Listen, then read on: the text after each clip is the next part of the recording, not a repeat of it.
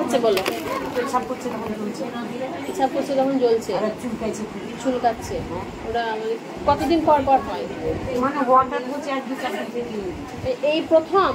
এর আগে হয়নি? না না, মাসিক সময় প্যাড ইউজ করে? হ্যাঁ, এসব কোনো অসুবিধা নাই।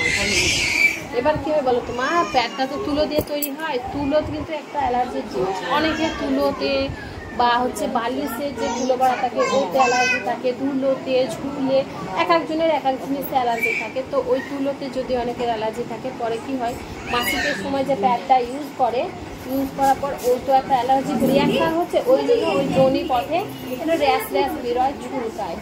ওই জন্য করতে হবে কি বলে না, ওই সাবান দিয়ে ধোয় তো জায়গাটা, জিজ্ঞেস করবে যদি সাবান বা শ্যাম্পু দিয়ে ধোয় তো বলবে ওই জায়গাগুলো সাবান বা শ্যাম্পু দিতে না। কেন কি আমাদের ওই সব জায়গায় একটা নর্মাল ব্যাকটেরিয়া জীবাণু থাকে, যেগুলো সাবান দিলে কিন্তু নর্মাল জীবাণুগুলো নষ্ট হয়ে যায়। হ্যাঁ, তো এর ফলে কি হবে, নর্মাল জীবাণুগুলো নষ্ট হয়ে গেলে চুলকানিটা আরও বাড়বে। তো নর্মাল জীবাণুগুলো যাতে নষ্ট না হয় তার জন্য ভি ওয়াশ বলে একটা পাওয়া যায়, ওইটা দিয়ে ধুবে, ওইটা দিয়ে জায়গাটা ধুলে পরে ওই নর্মাল ব্যাকটেরিয়াগুলো মরবে না, জায়গাটা অতটা চুলকানিও হবে না। আর চুলকানি হচ্ছে বলে আমি একটা ওষুধ লিখে দিচ্ছি, ওটা কিনে নেবে। হ্যাঁ, আপাতত দিচ্ছি, আর তুমি ওটা দেবে, ওইটা লাগাতে বলবে, দেখবে কমবে না। কারণ এই মাসিকটা তো আর একদিনের ঘটনা নয়, মাসিকটা আমাদের প্রত্যেক মাসেই প্রত্যেক মহিলাদেরই হয়।